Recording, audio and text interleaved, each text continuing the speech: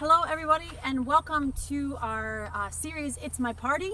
This is the introduction week to our series on the feasts in the Old Testament in the book of Leviticus chapter 23. This summer we were talking about this sermon series, wanting to get the whole church on board, on the same page in our small groups as we study and get excited together. And Josh said, okay, I want to do this series on the feasts in Leviticus. And I thought, oh, okay, how are we going to make that exciting? Little did I know, Josh actually knew what he was doing. It's going to be awesome. It is going to be exciting. He has each feast has a theme of what God has done. And the summary statement for this series is God rescues, He restores, He promises, He provides, He summons, He separates so that He can dwell with us. Those are the 7 feasts. And so as we do, each week you're going to hear from somebody who has who's going to speak to that theme. You're going to hear from a couple who was rescued. You're going to hear from someone who was restored. They're going to be exciting testimonies of what God has done and His faithfulness. So this is actually the only week that I get to talk to you, and the rest of the week you're going to hear from people probably that you've never heard from before and what God has done in their lives. As we look at these, the importance of remembering. I think we all have spiritual amnesia, right? We forget God's goodness and what He has done in the past.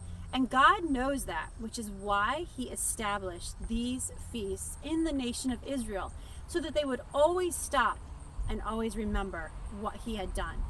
Got to remember that they had been slaves in Egypt for 400 years. God miraculously drew them out of Egypt with the plagues and then with the Passover, which we'll learn about.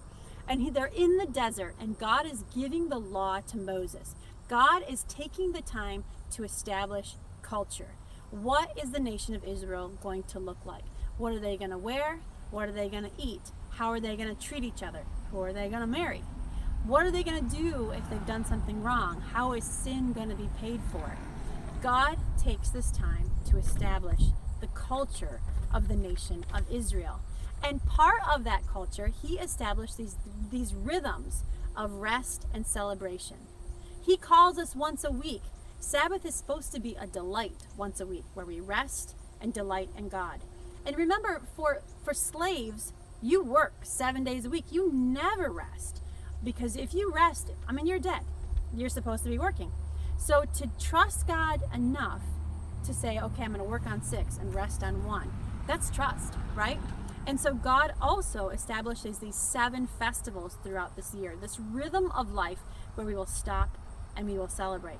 2 of these feasts are a week long, and 3 of them, the whole country comes together to Jerusalem to celebrate together. And what a feeling that must have been, to have your entire nation come to the capital to celebrate. So God takes the time because He knows we're going to forget His goodness to us. He has us stop and remember. We do that here, right? We stop and remember in America. We just we just remembered 9/11, where we stopped and remembered what had happened. God wants us to stop and remember as well what He has done for us, and it all points to the cross, what Jesus has done for us and what He will do in the future. The cool thing is that every single feast points to Christ. And you also know that as you look at the New Testament, God chose to mark those important events with new things that He was doing. So Jesus, Maundy Thursday, the communion happened at the celebration of Passover, when Jesus was celebrating.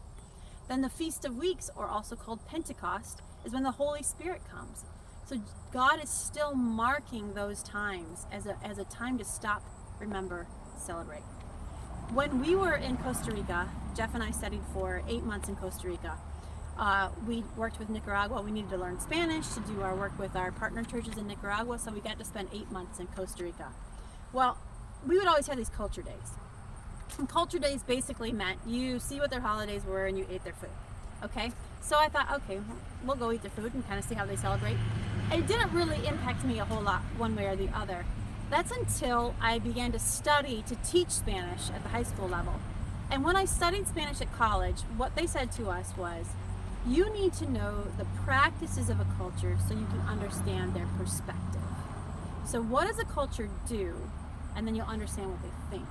So holidays are a clue to what a culture thinks. And so we look at our holidays, right? Maybe our biggest holiday is the Super Bowl, honestly, right now. But as we look at our holidays, they are a clue to what Americans think and what they believe.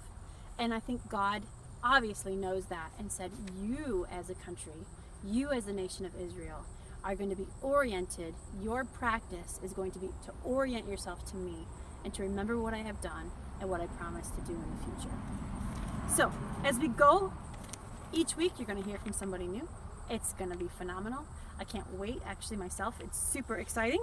So you're going to hear about a 5-minute story relating to the theme of this week. Next week's is that God rescues. It's going to be about the Passover. So that's going to be awesome. So you'll have about a 5-minute video, and then you'll have discussion questions for your group, and we are just going to celebrate and enjoy together for the next 7 weeks, getting our hearts ready for Christmas for another celebration.